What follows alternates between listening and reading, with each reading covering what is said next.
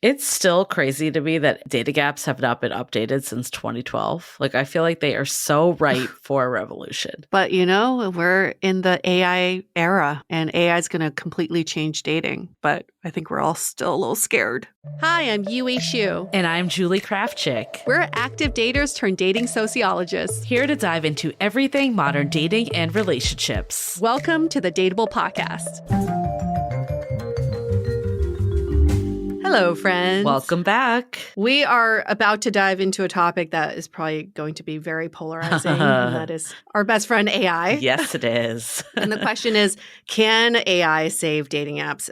Because we know dating apps need a major renovation. I mean, the fact that they haven't really had like a technological upgrade since 2012 with Tinder. I was thinking about this the other day. Like Match was the first one, 1995. We actually talked to the founder of Match, if you ever want to go back to the archives. And it started through email that went to a website. Then Grindr obviously was like the first like app based in 2009. And then Tinder took over some of the, functionality of Grindr with the swipe. And then since then, it's been like little shifts, but nothing big. So 2012, that's over 10 years ago, over a decade ago. And it's always the functionality that's not really changing or evolving. I know that Bumble came in and same shit. Shifted. It's the same shit, but shifted how you can message. But did you hear the latest from the new Bumble CEO that she's thinking about not having women make the first move? Oh, yes, I did see that, which is long overdue in my opinion. I feel like it is not feminist to put all the work on women. Right, exactly. But then it's like, what is Bumble really known for? I know. What is their competitive advantage? It's just another Tinder. So yes, long overdue. Apps need some sort of improvement or major renovation. Yeah, I mean, we can't wait to dive into this because, like Yue said, AI is polarizing. I fully admit that before we had our guest today to talk about the future of AI and dating apps, I was very skeptical. And then after talking to him, it's Yue's friend, Ben, who founded the app Volar.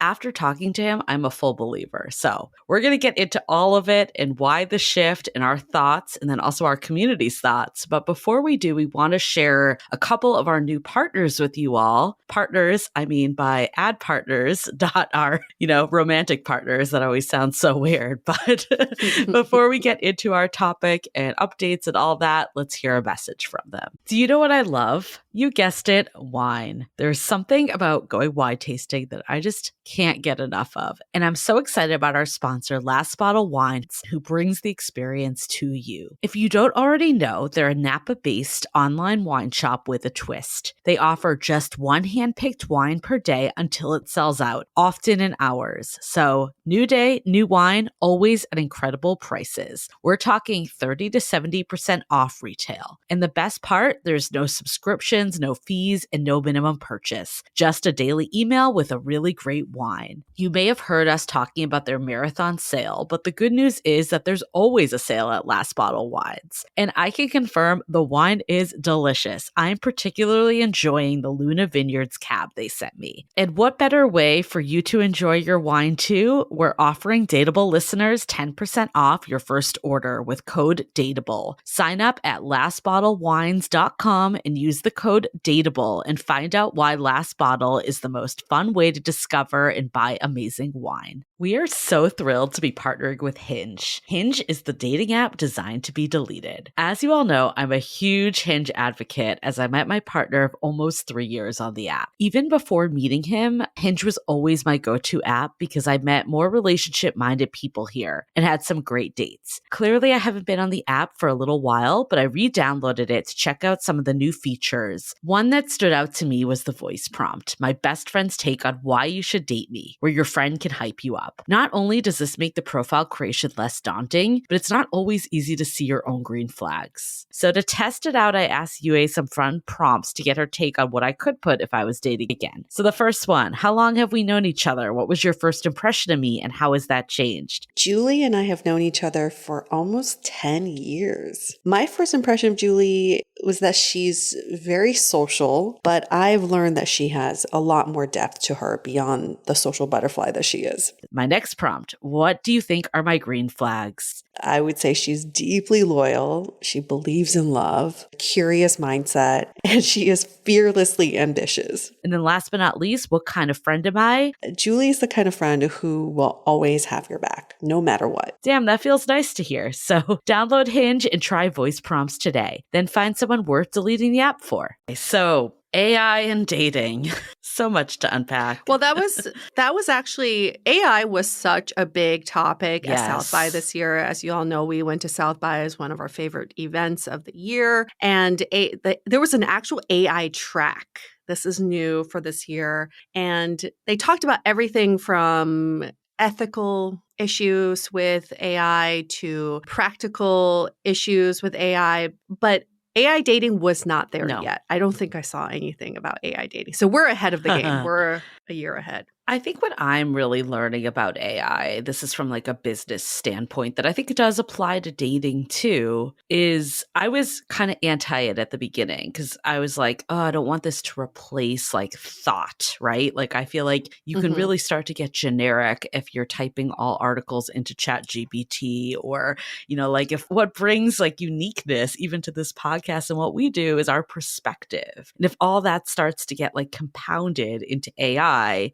you just lose, the thinking behind everything. And I'm like, that's scary. But what I've been learning is that AI actually helps with a lot of efficiencies in business and Mhm. the stuff you don't really want to be doing, like, translating and writing show notes, like summarizing bullets so we can, expand our content in other directions. Like that all is super useful. And I think when you think of like dating, you think of like, oh, now people are going to write like, even less personalized messages or trick us with photos and all that. But I think what we've learned on this podcast too with Ben is like that isn't the vision that he had. It's first of all, is it AI saving dating? What is AI and how are we actually using it? As with all technology, like dating apps, if we use it for good, Yeah. it will benefit us. If we use it for bad, it will be evil for us. And the reason why we are scared of AI is because we're afraid of the bad actors who are going to abuse the technology. But AI can do so much for our personal lives so that it creates space for us to just be human. I think that is where I'm sold on AI dating. Let AI do all the shit you don't want to do so that you can spend more time cultivating relationships, connecting with humans, rather than being bogged down in messaging or bogged down in what should be my initial message or how many people should I swipe on. Those are not humanly friendly activities, and it's also not a good use of our time.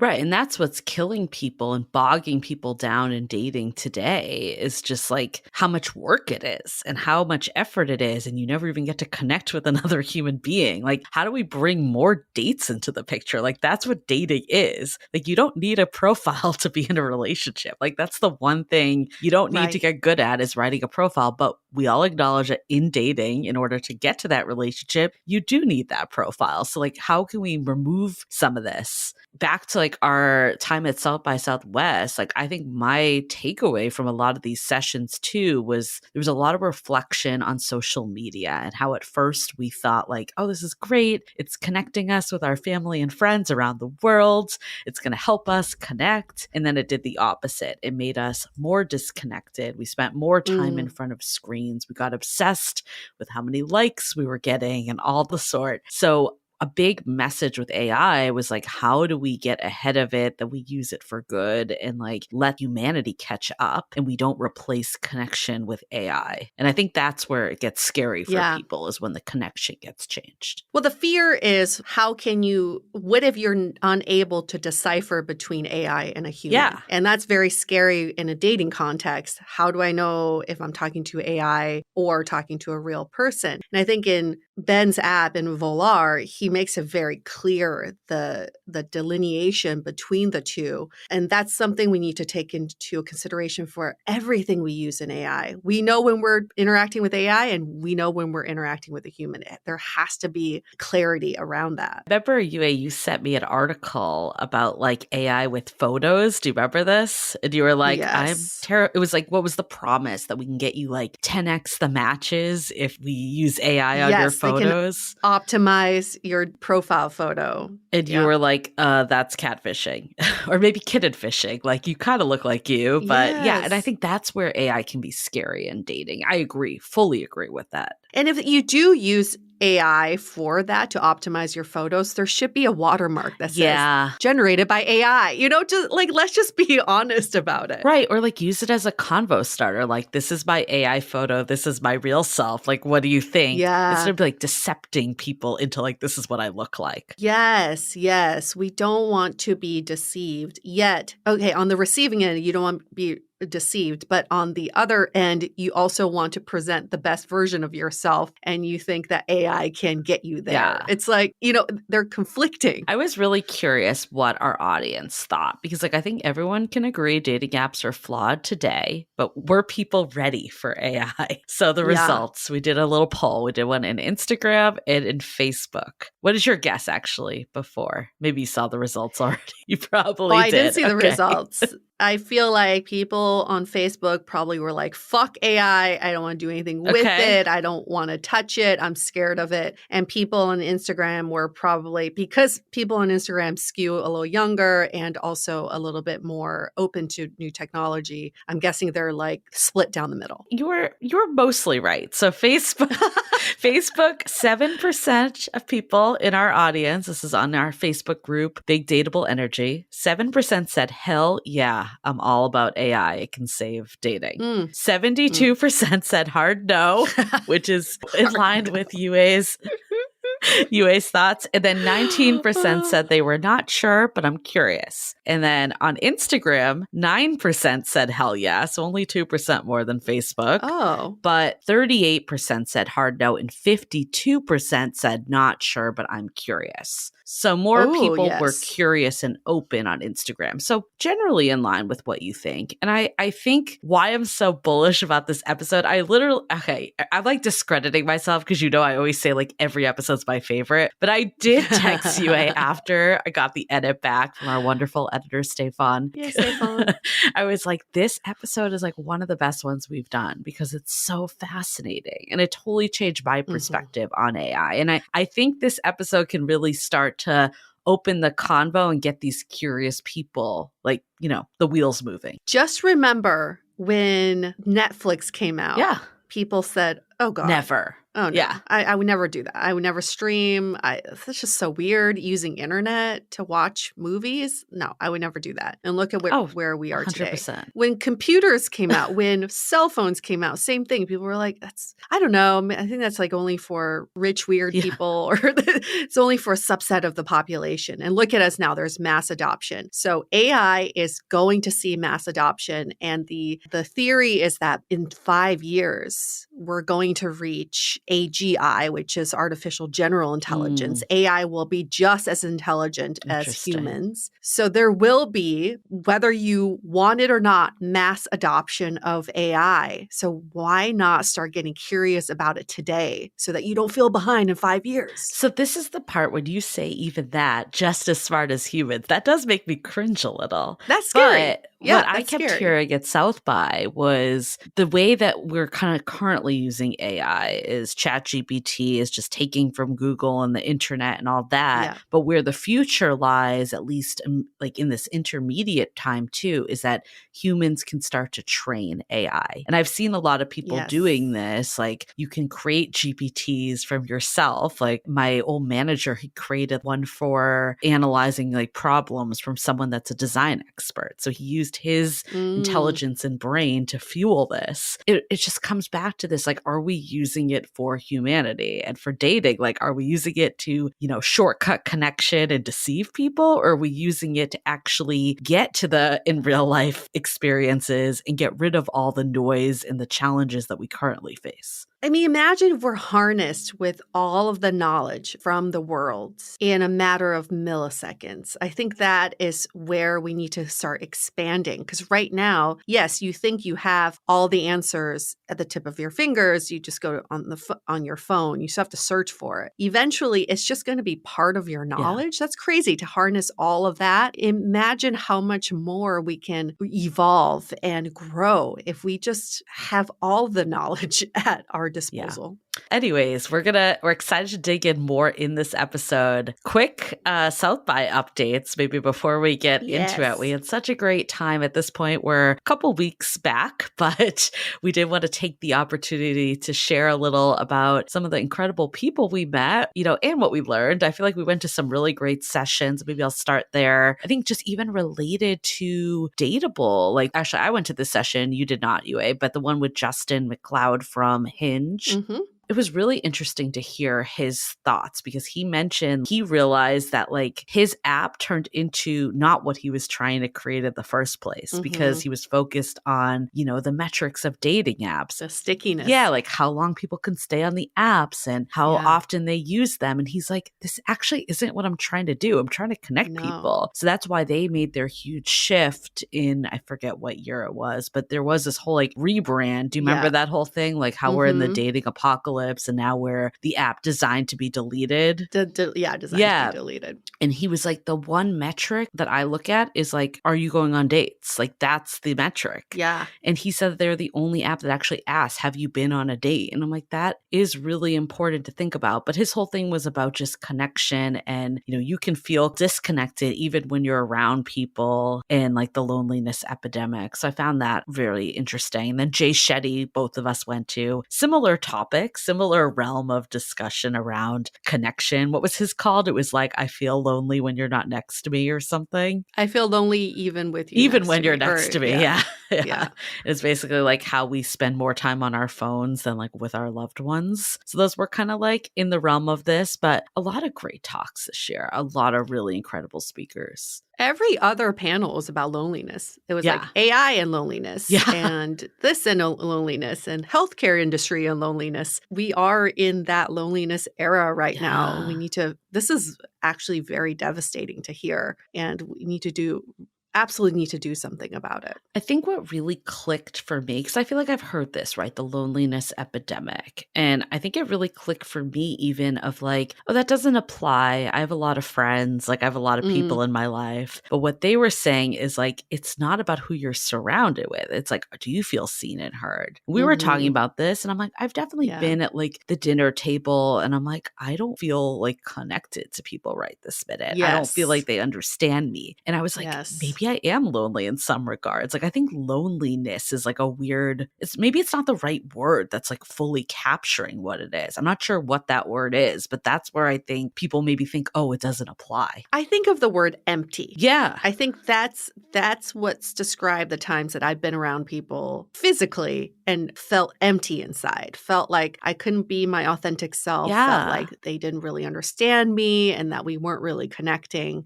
I wouldn't say I was feeling lonely in those times, but definitely like this lack of something inside of me. I think modern dating is empty. It's like you go on date after date, you have the same date talk, the same date review, the same conversation, new person, different body. Like that is empty. We can expand on it another episode because I think there's a lot to say on this topic. Should. Yeah. This one is very, very interesting. I actually just had a friend tell me after going through a breakup, she went on all these dates. She even went on a sex party and just ended up crying in a room by herself at the end of it because she's like, it's not about getting people into my funnel. I can be around people. Yeah. I can get people to go on dates with me, but it's that connection that we are so desiring. Yeah. And the more people you connect with physically without an emotional connection, the lonelier you feel. It exasperates it. It totally does. Yeah. Yeah. But yes, another topic. Yes.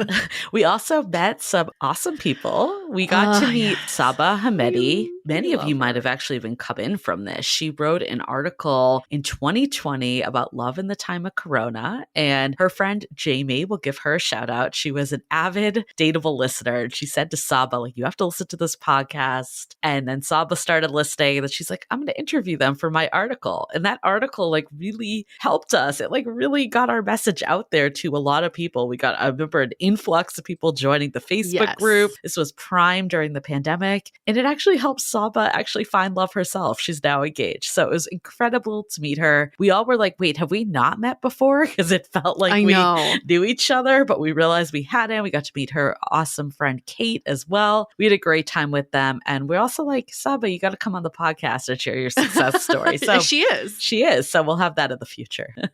We also were able to tag team at a networking event. Tag team.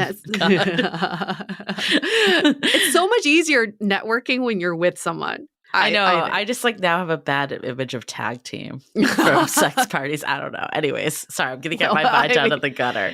Oh my goodness. Okay. Well, we did not go there, but we became very chummy with two women that we met at the creators meetup. And one of them is working on an app called Connect, I believe, where she really understands the loneliness epidemic as well. And she wanted to create a space for people to meet up with other people for mutual and shared interests. So it's a fabulous idea. And yeah, I think everybody sees that connection is missing, but so needed in today's world. I really liked about what she was doing. It was like a fleeting connection too. Like, oh, you could just find like a concert buddy or like someone to like go out with, in the moment more. So yeah, it was really great. I got the pleasure of actually running into one of our listeners. So shout out to Paige. Yay.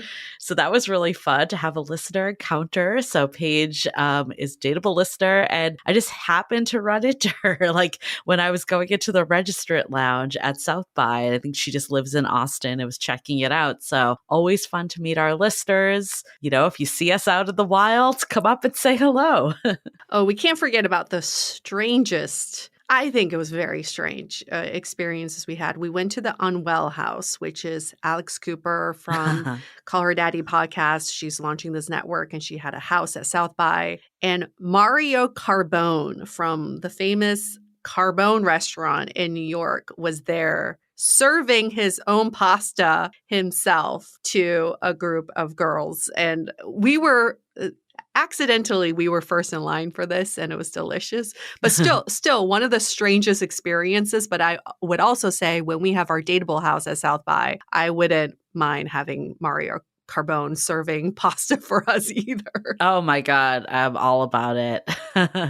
The Drank House. That's what I call it someday. Well, people don't know what Drank is, right? That's true. Should we give them a little background? That's our parent company. Parent company of the two of us. Yes.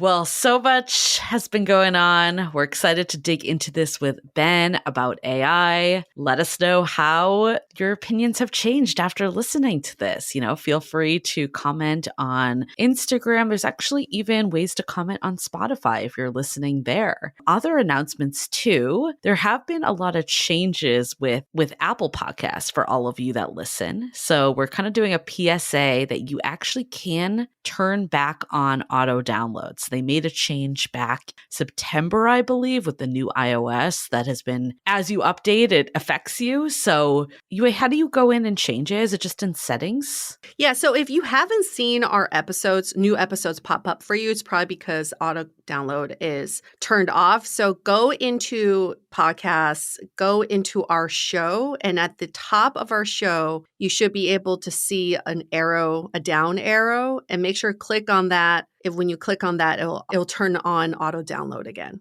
And it's really important because, we've been trying out some new content. We have our quickies and you never know when they're going to pop up. So you want to make sure that you're getting that auto download. You don't want to miss a quickie. You definitely don't want to miss a quickie. It's bad dating karma to miss a quickie. Also, we will be re-releasing Finding Your Person next week. So more details to come, but mark your calendars. It's going to open at an early bird price on the 7th. We're going to be opening with an early bird price on the 7th, and that will stay open for another week, but the prices will increase. So we want you to get on it if it's something you've been thinking about. We absolutely love this program. We've just heard so many great success stories from it, of just people, changing the way they date, meeting people, all the work. So we can't wait to bring another cohort. Mm-hmm. Okay. Well, before we get into it, let's hear a message from our sponsors. This episode is sponsored by Via. We all know there are things that can help set the mood in the bedroom, but did you know a little THC could also do that? Yes, Via has developed a unique blend of pleasure-enhancing cannabinoids, libido-strengthening herbs, and a low dose of THC all into one mind-blowing gummy called High Love. This gummy, wow, it will awaken your senses, increase blood flow, and intensify any sexual experience. I've been pleasantly surprised by the High Love gummies because it is just the right amount of THC for me to have a good time without feeling sleepy. And hey, if THC is not your thing, Via also offers a wide array of other gummies without it. And everything legally ships in 50 states with discreet packaging directly to your door. So if you're over 21, you can get 15% off and a free pack of award-winning Dreams THC plus CBN sleep gummies with our exclusive code DATEABLE at viahemp.com. That's VIIAHEMP.com. Let the gummies work their magic. Head to viahemp.com and use the code DATEABLE to receive 15% off and one free sample of their Sleepy Dream gummies. That's viahemp.com and use the code DATEABLE at checkout. Take your passion and pleasure to a whole new level with High Love from Via Hemp. I am all about self-care these days, and guess what? Body care is also self-care. Taking care of your body is a moment to practice mindfulness, self-love, and compassion, all things that I am fully behind right now. That's why I'm so glad to share a promo from one of our new sponsors, Osea. I'm obsessed with their Mega Moisture Duo that provides instant firming hydration and delivers a full body glow. It makes me feel so confident and refreshed to walk out the door with unbelievably glowing skin. And there's nothing more I love than getting premium skincare products at an incredible value.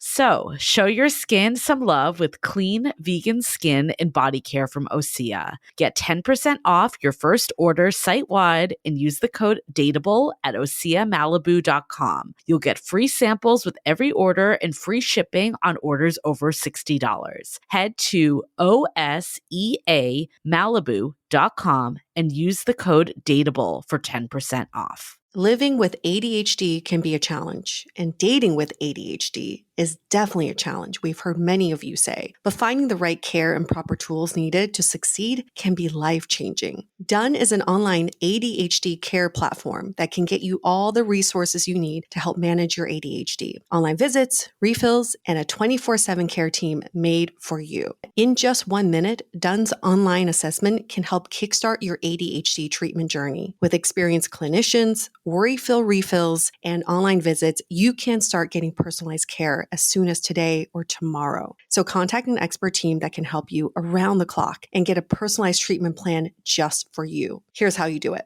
Take a free 1-minute assessment and book an appointment with a licensed ADHD clinician as soon as the next day. Get continuous care, one-click refills, insurance coverage, and 24/7 care team support with Done for just $79 a month, and pharmacy copays as low as $0. Visit get.donefirst.com/podcast to learn more. That's get.donefirst.com/podcast to learn more. Done. Turn ADHD into your strength. Okay, let's hear it from Ben about AI dating.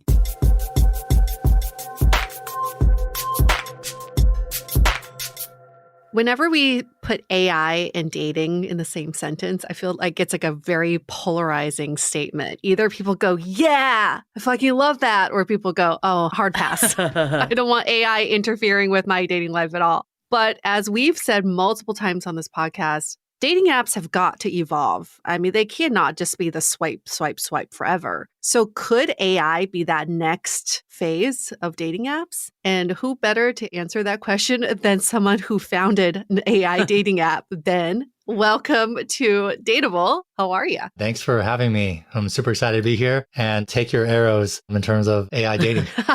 And we will confirm he is real. He's not an He's AI not a machine. chatbot. Yeah. We see him on video. What you're hearing is a real voice from a real human, we think at least. Who is Ben? He is 38 years old. He lives in LA. He's been in LA for 3 years, originally from the suburbs of LA. He is currently engaged, actually newly engaged. He's the founder of Volar dating app. He's worked in tech for the last decade plus, working at Uber and then most recently as the director of product at Snap.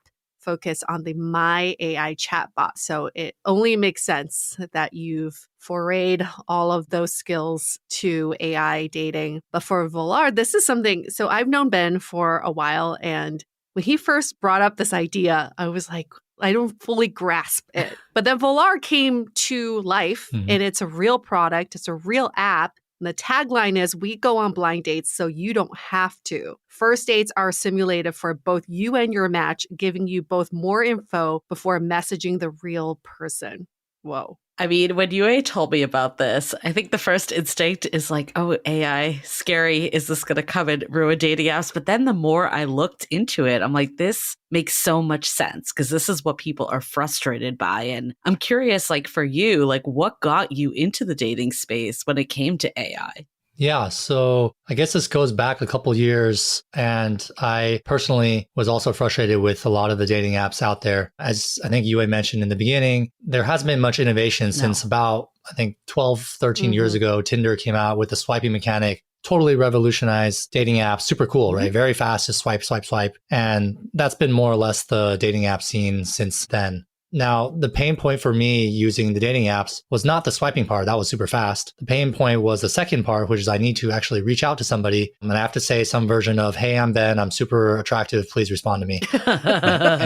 Or some version of that. I hope that's what you sent out. At some point, I pretty much send that because 90% of the time, there's no response, right? So what's the point of even crafting this like beautiful, unique little snowflake of a message? When 90% of the time they don't respond, right? So 10% of the time it says like, hey, Ben, like 3 days later. And I'm like, okay, cool. I got a live one on the wire. Now I got to like bootstrap this conversation with a complete stranger that I know nothing about other than 6 photos. And it takes a while to kind of get into it. So I did that. And, you know, I'm actually now engaged to my fiance whom I met on a dating app. So it does work. But at the time I was just thinking this is a lot more painful than it needs to be. And so that was years ago. And then more recently, I've been working with a lot of these AI products and thought, hey, this could be a good tool to apply to this problem that I've had, you know, many years ago. That's kind of how it came together. And what about for your own dating experience? I mean, you've talked about the frustrations, but at what point did you go, there's got to be a better way? Well, I mean, I was thinking that all along the way, but I guess I was working on other things at the time. At the time as well, the technology wasn't there to really, you know, change the dating apps. So there was not an easy way to make that much better before, or at least I couldn't think of one. That's just the way it is. So, you know, I was single and looking for a partner, and I just play the game that's on the field, right? So I feel like that's kind of the attitude of a lot of people now in the kind of dating market, which is they're not happy with the game, but that is the game that you have to play. And people, I think, begrudgingly use dating apps because more and more that's where people are meeting their partners. So I think that's just kind of reality right now. I mean, I'm super pro dating app. I met my partner at Hinge also, but I agree with you. There was a lot that was just a slog. And people equate to dating as a second job. It's just so much work. It's so much effort. And we've heard just over the years, people growing more and more frustrated. And I think a big part is the area you were talking about, that middle part of the conversation black hole where messages go to die and people spend all this time crafting and looking at the profile, crafting the perfect message just to have no response. That's right. What made you feel like this was the area that you needed to focus on outside of obviously your frustration yourself? Well, I mean, I guess this was my biggest frustration myself. And when I talked to my friends, mostly guy friends would complain about this reaching out thing. And then on the other side, a lot of my female friends would also say, I'm just getting these generic messages. At some point, Yue is kind of joking, but I literally was sending some version of like, I'm attractive, please respond. Because like, I'm not going to spend a bunch of time. I'm literally like pressing copy paste over to a bunch of people because like most of them are not going to respond anyway. I'm just like tired of crafting these beautiful one-liners when I don't know, it could be a bot or somebody who doesn't like me on the other end. So yeah, I tried to build something that I felt my pain point myself. I think that's a good way to build product because if you don't feel the pain yourself, I guess you could build a good product if you have like great product sense or just lucky. But I felt that I feel this pain. I know a lot of people who feel this pain, and it is a leap, but maybe a smaller leap to believe that other people around the world also feels this pain. And so comes Volar. You have this idea. In the beginning, it was just an idea. It was like, I remember you were just playing around with the different versions of it. And now it's a full-blown app. How does it work exactly? And I have to preface this by saying I was with a friend at a show. We were there to watch a show, and I told her about your app, and she was like, fuck the show. I'm downloading the app. Awesome. So we spent the next hour and a half watching her AI chat with someone else's AI, it was like more entertaining than the show. So for anybody who hasn't been on the app, how does it work step by step? Yeah, I guarantee it'll be entertaining. I can't make any other guarantees, but it'll be fun for sure. So the way that the product works is, I mean, we're on iOS and on the web, but assume you go to Volar somehow. And right away, you'll see that it's different than the existing dating apps because you have a conversation. And the conversation is with an AI. We call it like your AI assistant, or you can think of it kind of like a matchmaker or like a friend who's trying to help you out. And then it's a natural language conversation that asks you, of course, some vitals about your name, your age, your location, etc. Then it'll shift into how would you introduce yourself as if you were introducing yourself to a friend of a friend. And we try to keep that relatively open-ended so that we give the user the option to kind of talk about career, if that's the thing that they're most interested in, or it could be about their family, or it could be about their hobbies, or it could be what they did last weekend. And so we wanted to keep it a little bit more open in the beginning so that users can kind of lead us and tell us what they care about the most in their life. And so that can be, as long or short as the user wants. Then there's a third phase, which is asking them what they're interested in. So what are you looking for in a partner? Again, relatively open-ended. They can talk about physical attributes, career, personal attributes, etc. And yeah, and then from that, that's a natural language conversation that we recommend you spend about 5 to 10 minutes on, but we see people spend as little as 2 minutes or as much as like an hour on that. So yeah, it kind of depends on the user. So after we have this language model, the AI knows something about who you are, what your preferences are, what you're looking for. And it also knows a lot about your personality and how you text. Are you casual? Are you very formal? Do you have a lot of typos? Do you use emojis? And all of that is actually captured within the AI. And it creates an AI version of you that then goes on dates with AI versions of other users. And then you'll have like about 10 exchanges simulated between from AI to AI. And every day we send you 3 matches, and you can read the simulated conversation between your AI and the other user's AI before deciding if you want to take over and actually try to build a human connection or not. So what I love about this is that it's mutual. I think like when you hear of AI taking over, there's this ick factor of like a human being there. And then on the other side, they're talking to a robot or someone that they don't know if they're real or not. Yeah. But I like that there's like really open transparency. And just so I understand it correctly, the human is the one that's fueling the profile still. So all that's coming from the human is just that interaction after both humans fueled it. Yeah, that's right. And I think that's a really important part in our design, Julie, which is we want it to be very clear where you're talking like AIs are talking to each other and where humans are talking to each other. And you'll see that in our design as well. When the AIs are talking, there's no like chat bubbles. And then we'll have a line that says, AI to AI. Everything after that has chat bubbles and it's totally human to human. So what I don't really like about some of the AI ideas I've heard in dating is you talk to somebody and they have a little assistant that tells them what they should say. At that point, I'm not really sure if I'm flirting with a person or an AI or like building a connection with an AI. That's where it's creepy. It's a little creepy. I think it's a little creepy. Yeah. From a technical standpoint, we could do that too, but we wanted to keep it like very clear. It's like either AIs are talking or humans are talking, and there's no ambiguity between the two. You said like when you want to take it over, let's say you feel like you're ready to jump in, is it made clear that now the human is in there? Yeah. So after the AIs talk to each other, the human still needs to request the other human, and it's still double opt-in. Okay. And then in that process, there will be chat bubbles. And when you see the chat bubbles, that's a human. Got it. So we do make it very, very clear. And there's literally a line that says everything above this was simulated by AI. Everything below this is, human. So it'll always be human, AI, AI. It will never be AI, human. That's right. Okay. Right.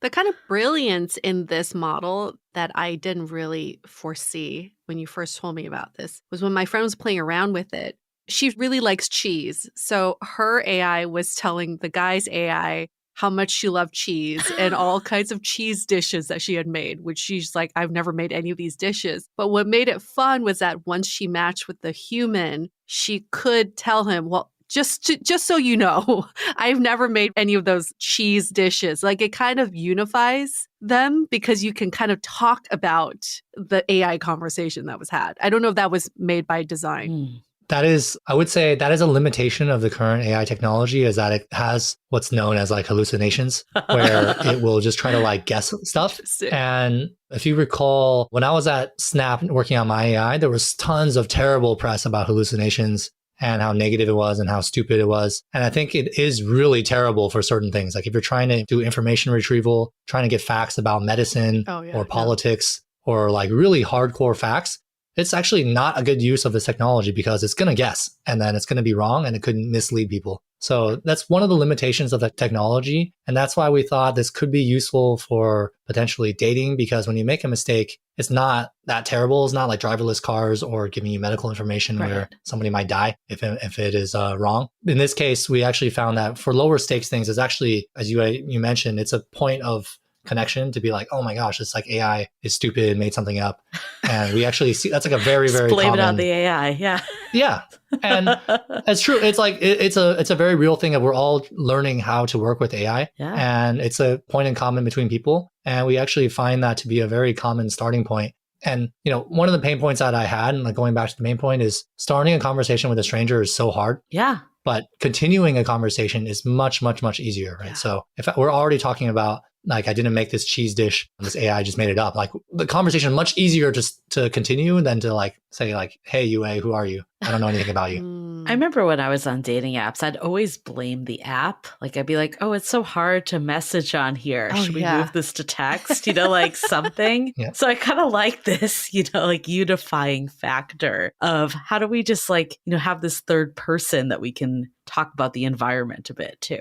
Yeah, you have something in common immediately, right? Which is pretty hard, I think, in dating apps to find. It's a searching process of trying to find something in common. And most of the time you never get there. Right. Well, we love the Wired article simply just for the title alone. We tried a dating app that lets a chatbot break the ice for you. It got weird. Yep. And it's a great title because, things can get weird. And that's partly what's fun about it. And the article's very positive about the experience. What has been the feedback that you've seen from some of the early users?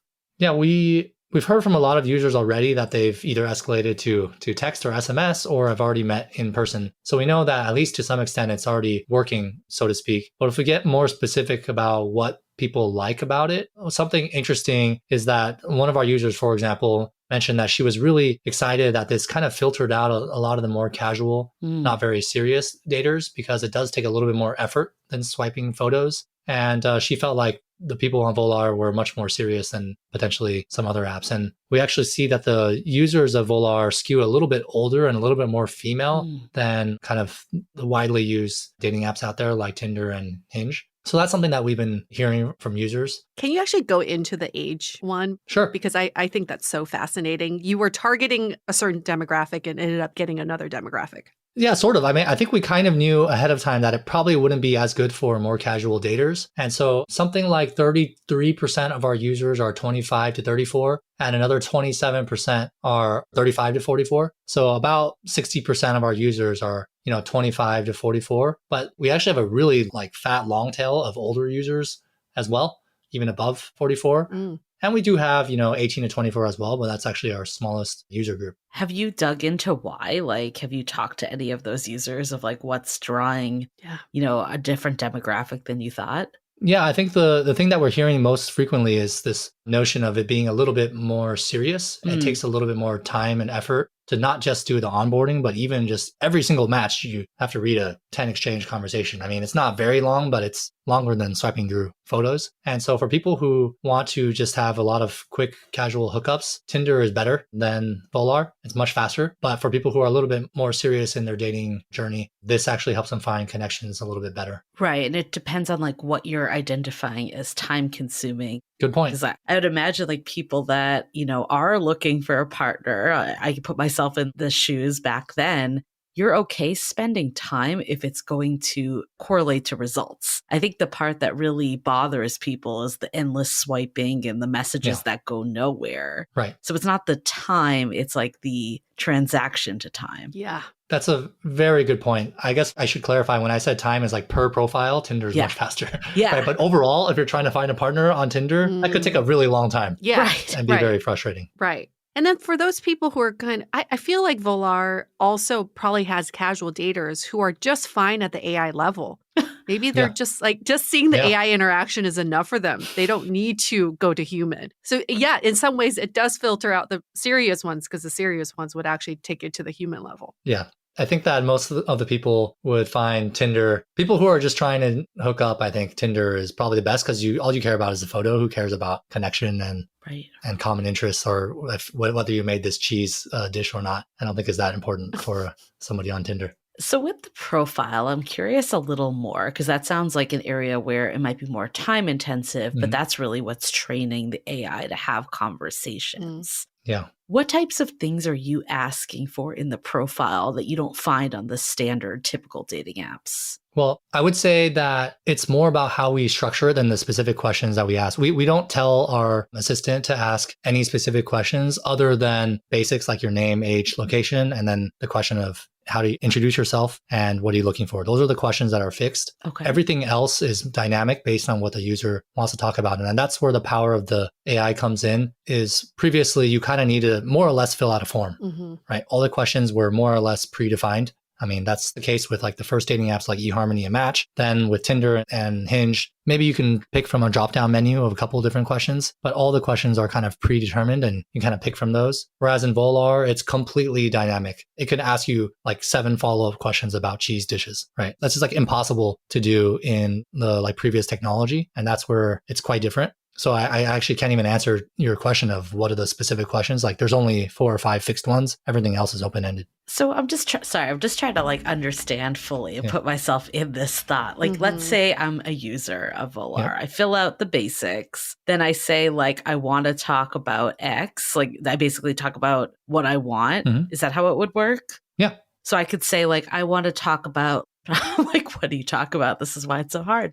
I want to talk about where someone grew up. Mhm. And at that point, it would ask me more questions, or like, how would that conversation start to spiral? I think that if we just take a little half step back, it is much easier and in the flow when it asks you how you would introduce yourself to a friend. Okay. Like we could start by Yeah. saying like, hey, Julie, how would you introduce yourself to a friend of a friend for the first time? Okay. So I just say like, oh, I like doing this and going Right. here I'm from this and town. I'm from this Yeah. place. Okay. Right. So then, even with that, it gives you a kernel of something for it to follow up to be like, oh, tell me more about whatever small town that you grew up in, right? For example. Mm. And so it like follows a certain thread. See, I think that's the key. It's with traditional dating apps, it's an intake form. There's no interaction. You're just filling out the questions. And then in Volar, you're having an interaction. There is a conversation. So you feel like the app is actually getting to know you on a deeper level. That's right.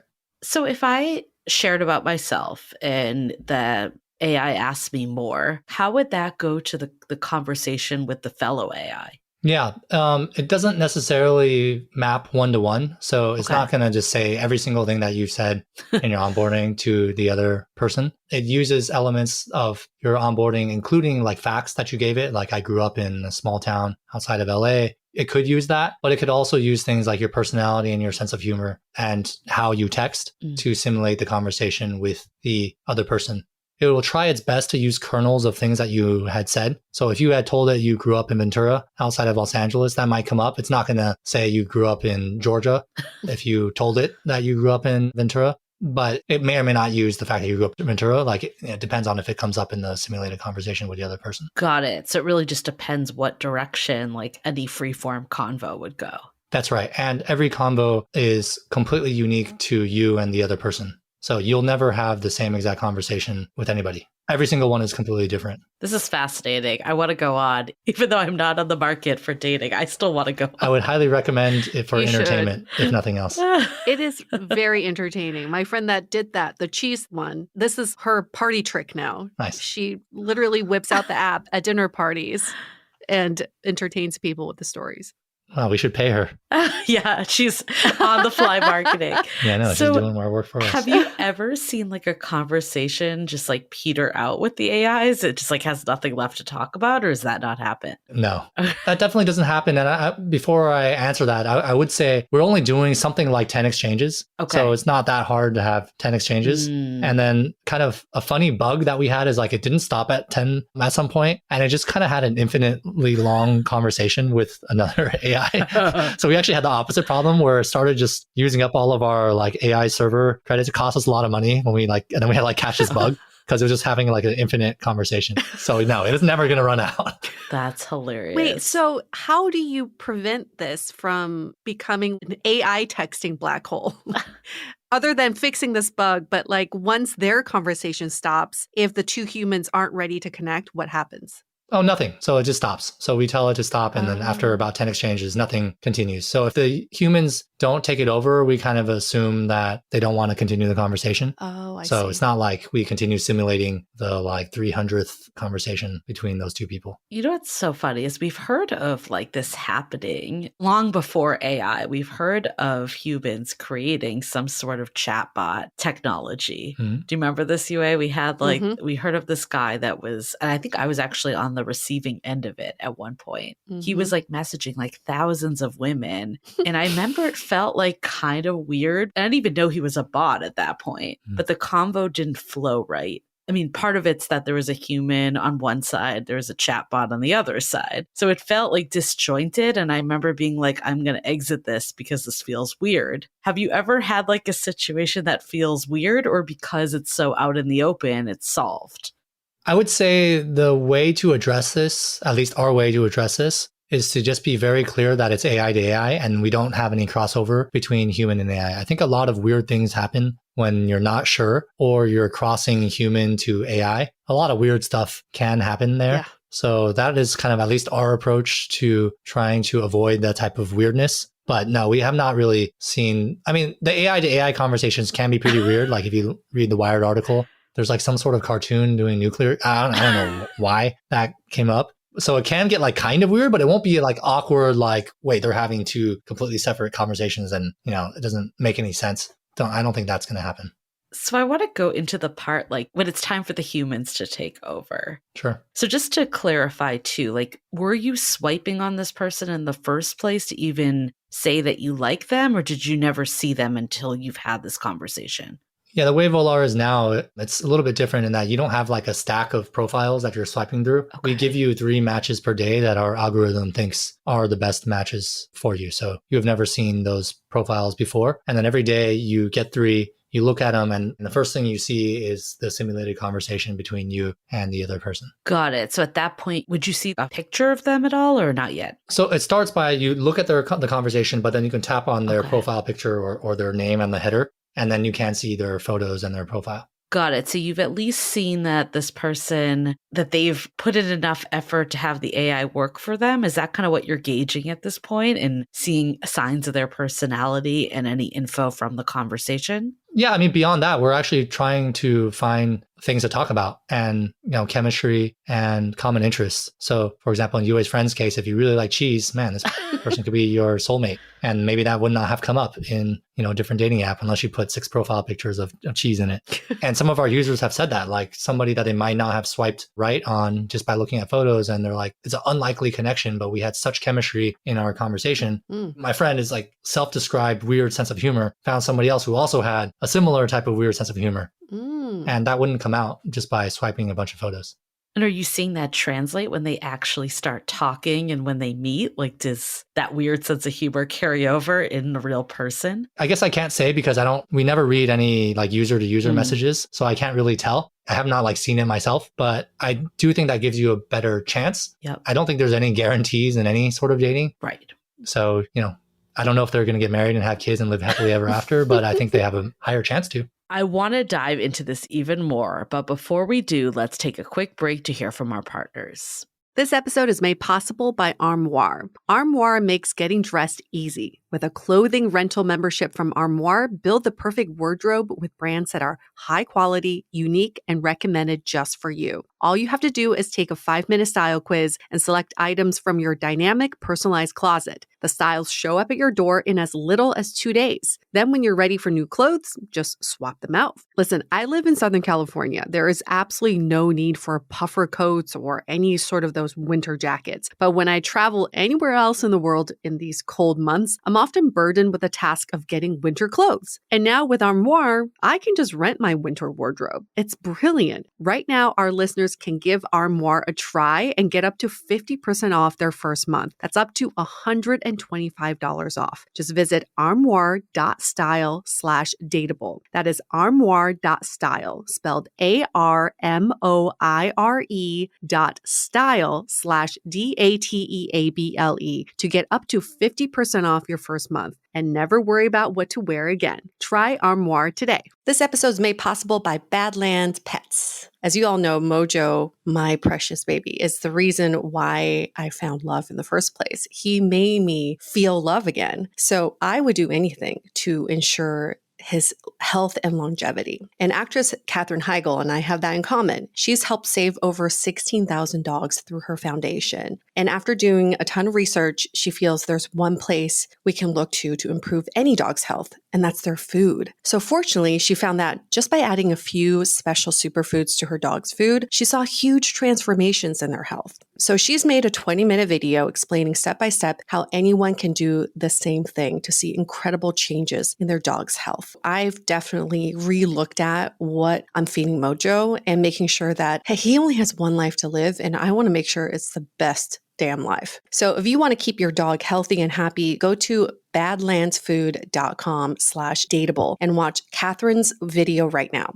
Again, that's badlandsfood.com/DATEABLE. Is it true that you can keep training the AI so that you can have better conversations? Yeah, that's a really important part of the profile building. We don't want to force a user to do like a 3-hour long onboarding initially. So usually users do about 10 minutes of onboarding. And then after that, they can always come back to the assistant and basically update their profile, right? And it's still a natural language. You could say, hey, you said that I made these cheese dishes. I've actually never made any of them. And the assistant will be like, oh, sorry about that. I will take a note of that and it will never say that again. And so over time, you might have invested 3 hours, but you don't need to do all the 3 hours upfront. And the more time you invest in telling the assistant what you're like, the more likely it's going to represent you properly when it simulates these conversations. It's fascinating. Yeah. So if obviously Volar is still pretty new, where do you see this going? Like, what can you share with us, at least, beyond where you are today?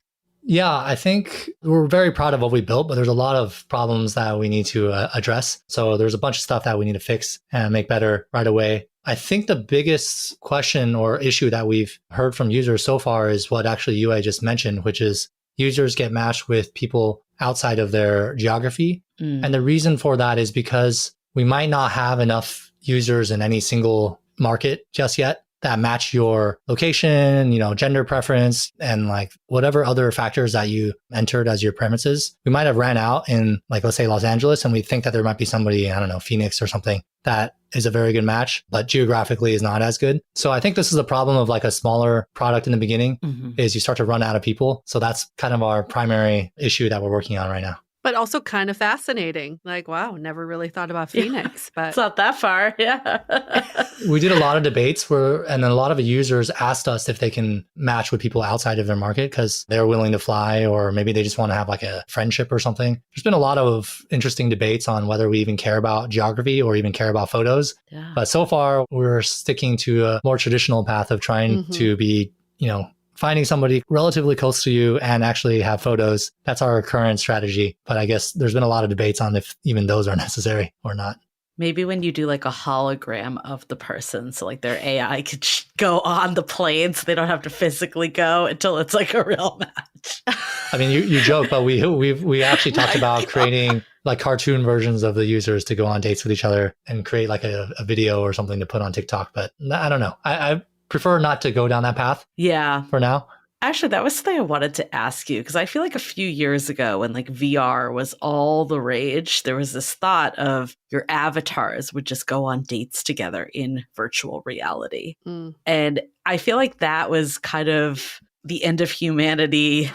Are we ruining connection? This sounds terrible. Like, how do you balance using AI for efficiency versus like ruining the magic of dating? I don't know, there's something about the avatars part that feels like a little forced to me, I guess. Yeah, I mean, I agree with you, Julie. Like, the avatars dating sounds terrible to me personally. However, I do think there are certain people or certain situations, maybe when I'm like 80, 90 years old or something, maybe that would make more sense. But the way I look at all of this is I don't think it's either or. Yeah. It's kind of a false choice to be like avatar dating or in-person dating. To me, it's kind of like dating apps or meeting somebody in person. It doesn't have to be or, right? That was my approach when I started dating is I still met friends of friends. I still went out to bars. And then when I was lying down in my bed before I went to sleep, I would swipe on, like it's additive, right? It's and, Right. not or. So if some people want to have like a completely virtual like avatar dating thing, that's maybe not my jam currently. I don't know about me in the future, but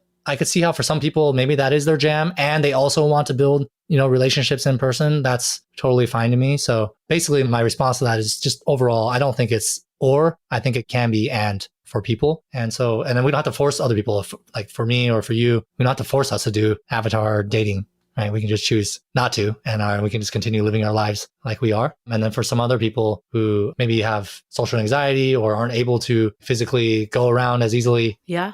maybe that's actually a better option for them. So I think we can have everything on the menu for people to choose from. I guess it's no different than like people that would meet through like World of Warcraft or like one of those. It's not really that different when you think about it. And then most of those relationships just remain completely in the digital world, right? And then in some certain cases, people meet IRL or whatever, right? But regardless, people who play World of Warcraft, I would say the majority of them are still meeting real humans in the physical world, Right? And then it's like an and statement, and they're also playing World of Warcraft. I guess there are some people who are only playing World of Warcraft and never meeting humans. I guess that also Correct, exists yes. as well. Many. But for them, maybe they're just like they have so much social anxiety that like they need to meet people digitally and they just don't want to meet people in person. I mean, I'm not here to judge them. Right. It still could be additive. Yeah. I Yeah. mean, I don't know their circumstances. We're just redefining what connection is. Yeah. Could be in many different forms. Yeah. Or we're expanding what connection is. There you go. What do you think? I'm sure you've gotten a lot of questions about how do you deal with the gamification and the addiction that comes with dating apps? I don't know if you saw, but there was a class action lawsuit filed on Valentine's Day from 6 dating app users against the Match Group for a predatory business model and deliberately employing psychologically manipulative features to ensure they remain on the app perpetually as paying subscribers. What's your response to that? My tongue-in-cheek response is I would love to be so smart to be able to manipulate users to use my app all the time. Like if I were able to do that, I would be very successful and rich. So that's my tongue-in-cheek answer. Now my real answer is, I guess that is a real issue that needs to be addressed. And kind of the way that the class action system is built is to try to keep things like this in check. I think that's like beyond my expertise or abilities, but I think that's part of the ecosystem and why class actions exist is to try to not have things go too far overboard. So I don't know what the right level of engagement and gamification is, but I do think like the ecosystem has kind of like a system and feedback loop in play to try to like make sure it's safe for most people. Where do you see the future of AI with dating apps, like in what you're doing, but also other dating apps or like the big players like the Match, the Hinge, Bumble, Tinder? Like, do you see more and more of this starting to creep in? Everybody's talking about AI in dating, right? I don't think there's anybody who's not talking about AI in the dating space. Almost all the applications I've seen so far are some version of helping you either choose photos, like better photos, or to give you some like suggestions for what to send to the other user, which we addressed already. I think it's like slightly confusing and misleading to the user. So to me, it sounds like they're trying to use a new technology for like the last generation of products, right? Which is photo based. And then like the users getting stuck talking to each other. Now, obviously, I'm very biased. I think that it can be much better by using AI to improve the onboarding process for the profiles to be a much better reflection of who people actually are rather than a competition to upload the 6 most beautiful photos that you can edit in Instagram or whatever. So I believe that this is a much better experience. I think time will tell if that ends up being true or not. But my general take as just like a more broadly as a technologist is usually when a new tool comes about, people try to solve their like old problems with a new tool. And usually that new tool is not very good for the old problems. And so I feel like we're kind of in that phase right now. So I think Volar is much better. It's kind of like a new tool solving a kind of a slightly new problem. But even if it's not Volar, I believe that AI will have a much better version of online dating than just a swiping mechanic that was introduced, so long ago by Tinder. I would love to see like the end of profiles being the judge, because we've all established like you really can't get anything out of profiles. So like that should not be the be all end all. We see daters just spend so much time analyzing them for something that isn't even reflective of who someone is. So I'm glad to hear that like you're thinking of other ways, because I think the current way it's been around for way too long and we know there's a lot of challenges. Well, they have to, because that's all that other users see. Yeah, it's the only thing. So like that's the only way for you to try to stand out is try to make your photos better and better and better. And I shouldn't say it's not at all who you are, but it's a very small sliver of who you are as a person is what your photos are. Yeah. So not to say photos are bad, like we have photos in our app as well, like photos are important, but to me, that's like secondary to your personality and your interests. Yep. And time will tell if I'm right or if people just really just want to swipe photos. Yeah. Yeah, we say to get to the conversation ASAP. Like that's the only way you're going to know. So that's basically what you're doing is you're That's what we're trying to do. there. What we're trying to do. Yes. Have you tested out Volar with your fiance and see if you would actually match with each other? That's a really funny story, which is as part of building, we can go behind the scenes a little bit. As for building the product itself, I had the idea, right? I had no idea if it would work. We definitely build a prototype before we build this whole app and everything. And of course, my fiance and I were like the first kind of guinea pigs to test this user engagement. And so we simulated maybe hundreds of first dates between her and me. The first couple dozen were terrible. They were just super wooden, very robotic, not good at all. And we kept iterating on it and trying to improve it, trying to make it better. And over time, we got it to, I think her actual words are, "This is much better than talking to you." I think the joke itself was, because I was running at UA Knows, I was like running a lot at the time. And so my profile said something about running. It's like, "Hey, do you ever run?" And then Julia's AI said, "Oh, the only running I'll ever do is a Housewives marathon on Bravo." Yeah, that is so her. Yeah, exactly. So UA Knows my fiance as well. And Julia was like, "This is like so much better than something that I would have said." And it's just true. There's no way I would have known she watches Housewives. And it was just really funny. So we have done way too many tests between my fiance and me. So she's a really good sport about it. Oh, that's okay. But even in that conversation, what is so interesting about that is in a normal, like if two people were chatting on an app, more times than not, the non-runner probably would have said something like, "I like running," or yeah, running's cool. Yeah. But AI used something polite. Yeah. Something polite. Yeah. Yeah. Or try to relate. Right. But AI actually related that back to their interests. That's right. Yeah. Right.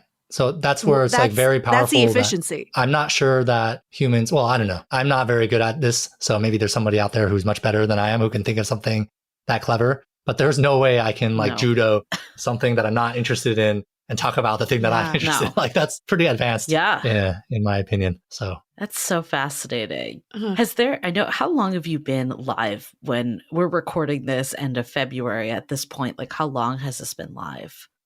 So we launched in Austin only right before Christmas as a test, and that went pretty well. And we launched nationally then with the Wired article, which was January, I think, 25th. So it's been less than a month so far. So it's still very, very new, but the users have been pretty enthusiastic in their, I think, enjoyment and criticism as well of Volar. So I find that as a good sign when people care. Have you heard of anyone go on dates or not yet? Yeah, multiple people have told us they've been on real physical dates in Austin already. So it's, that part is working. Too early to tell if they're going to get married, have kids, live happily ever after. But you wouldn't know after a month? What do you mean? I thought all I can do is give them a chance, right? Give them a higher chance. That's all I'm trying to do. When we have our first Volar baby named Volar in 9 months, we'll know that this is working. Any surprise findings? Yeah, I think some of the surprises were about the user groups being even older than I think we initially had thought, skewing more female than male, which is very uncommon for dating apps. If you look at like Hinge and Tinder, I think they're like 75, 80% male. See other interesting findings. Yeah, like I think that a lot of the users say that they are able to build connections with people that they would not have necessarily swiped right on. That's in great. another dating app, which I didn't really think that much about as I was building it. The media also like really loves it. I mean, we've been covered on a lot of media outlets without much. I mean, we're a tiny startup that we just launched, and we're talking very mainstream, not just like TechCrunch or startup media outlets. So I think there's something about the zeitgeist right now. Everybody's definitely interested in AI dating. I understand there's a lot of hesitation, and I'd be curious what you guys would say in terms of reasons not to do this or what you've heard from your friends or users. And then I'd love to kind of hear that as well. I mean, I think what's really fascinating, we could definitely share our thoughts, but like, I think what's fascinating before we do that is what you were saying of people saying they were dating people they would have not on the traditional apps. And we hear this all the time of like why, apps are challenging is because you'd pass up on people that you wouldn't in real life. And a lot of that's because of the conversation and the vibe of the conversation when you meet someone in person. So I love that that's actually coming through here. You don't even get that in a traditional dating app scenario. You're just swiping left and right. Right. You're not even getting to the conversation and finding that somebody has a really weird sense of humor that happens to be the same as yours. And everyone gets so fixated on like height or like where someone works and like the resume, basically, because that's the only info you have. You don't have the conversation. Yeah, exactly. I don't blame the users because that's all they have to go on. So I love that shift. Yeah. I'm trying to think of like hesitations. I mean, I think there's feeling. I'm just like trying to plant myself into a user's perspective or one of our listeners. And I think there's this feeling of like tech taking over romance, right? Like dating is supposed to be this magical moment where two people lock eyes from across the room and know they're the one. But I think the reality is that's not really how it's working today anyways. So that might not be like an apples to apples comparison, but I can hear that of like, are we just edging out connection even more? I know you said earlier it's a different type of connection. We're expanding, but that's like the thing that keeps popping in for me. Yeah, I agree with that. And I think that it was really important for us to have the AI hand off to the human and not try to replace the human to human connection building. As I mentioned, there's these AI assistants that try to tell you what to say, and that's very strange. That's weird. Yeah. To me. I like this way so, better. Yeah. I know maybe you're not locking eyes across a room like before, but if you're on a dating app, you weren't doing that anyway. No. So if you're in a dating app, like you might as well skip to the chemistry and the kind of common interest part. If you really want to lock eyes with somebody across the room, you can still do that. It's Right.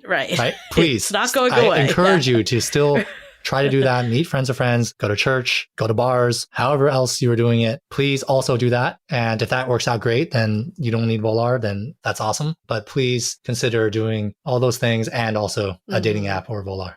Another pushback would be, is this just lazy dating? Are we promoting people to be lazier and lazier? I mean, people barely send out one word first texts, and now we're just letting AI take over that initial interaction? Yeah. I would say this is meant to be moving away from laziness, right? So I think the laziest thing is Tinder, which by the way is a great product. I don't mean to disparage it entirely, but it's just swiping through photos. I think that's as lazy as you can make it. Yeah. It actually takes more work to use Volar. So we actually have a lot of guys complain that it takes too much time to like read through these conversations. I'm like, okay, maybe this isn't a very good product for you. It's not for them. Yeah, exactly.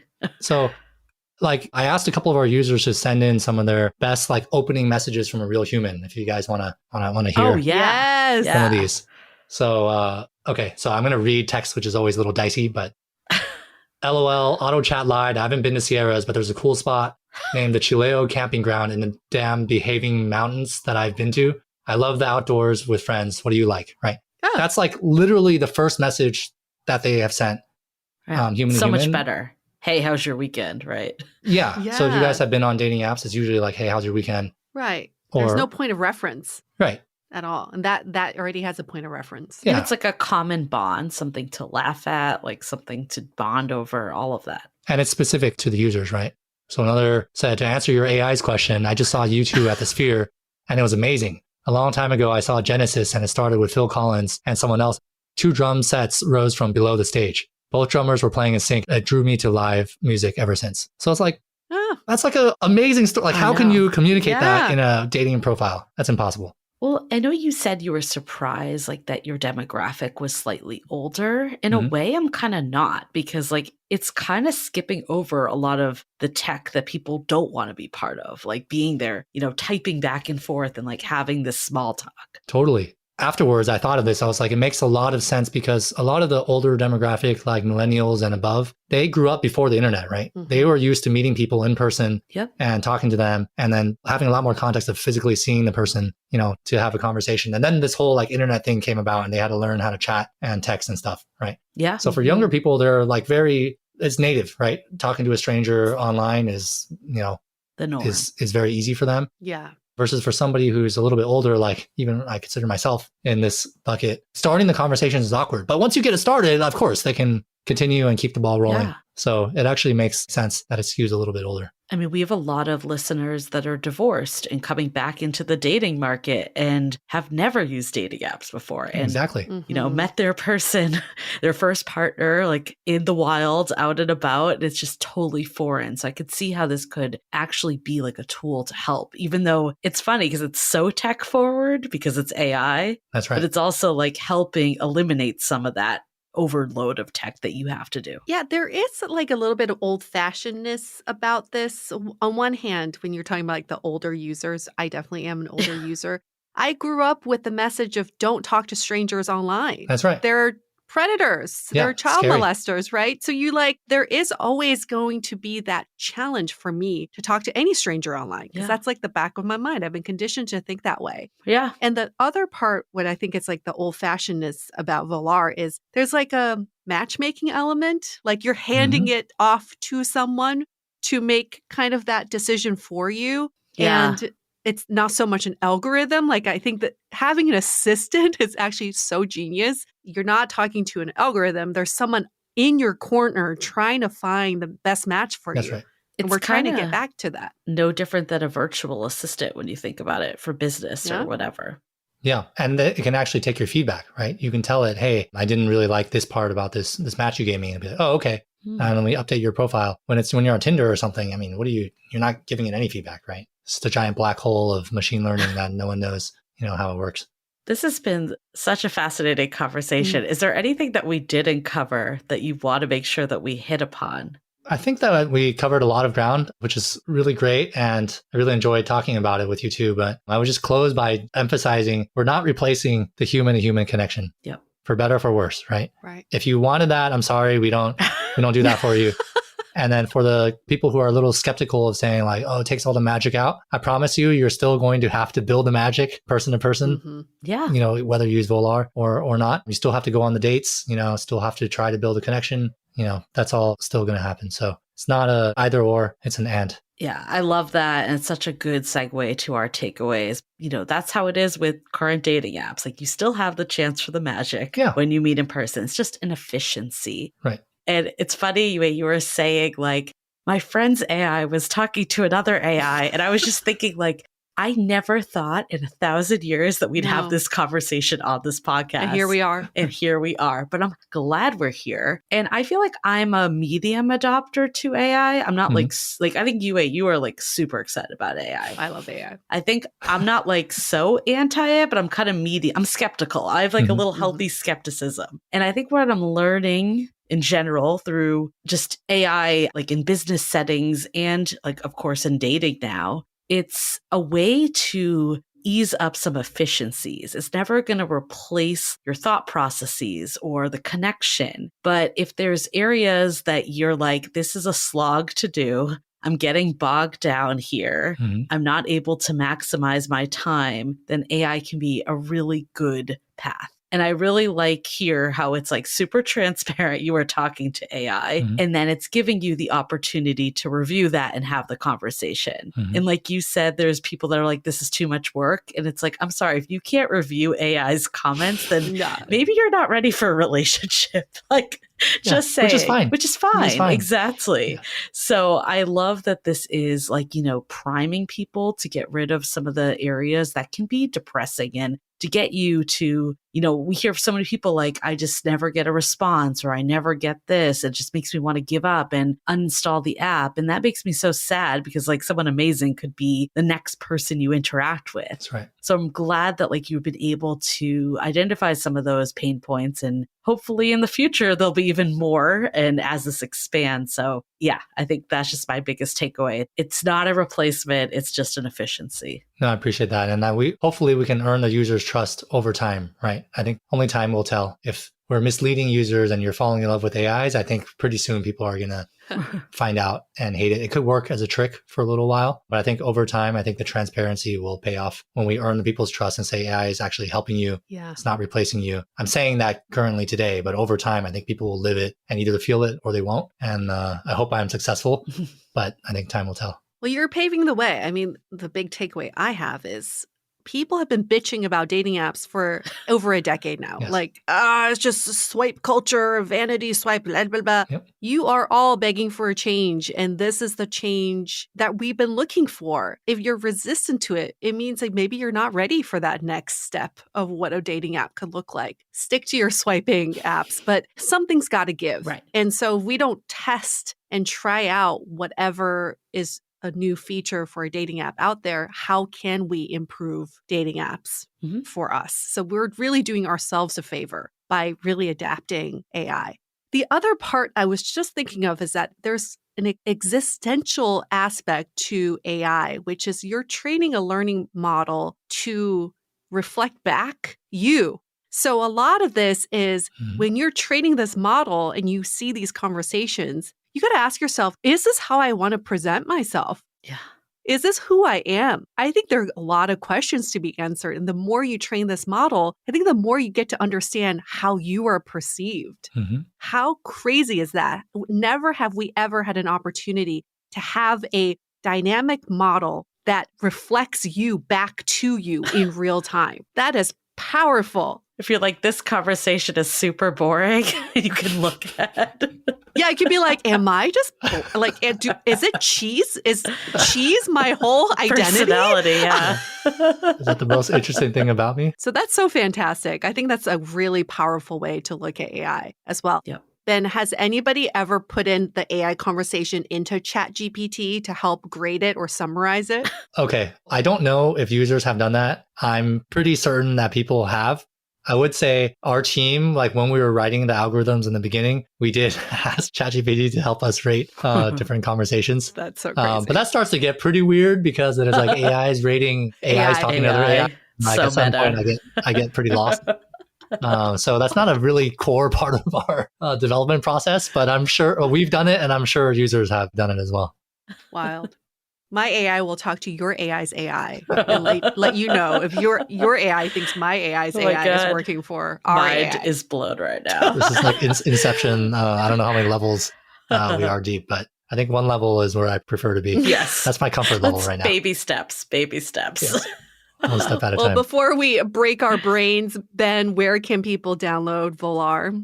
Yeah, we're just in the App Store on iOS, so you can just search Volar Dating or you can Google us online. We also have a web version, mobile web. Just look for Volar Dating and we should be towards the top there. And please give it a try and let us know what you like and don't like.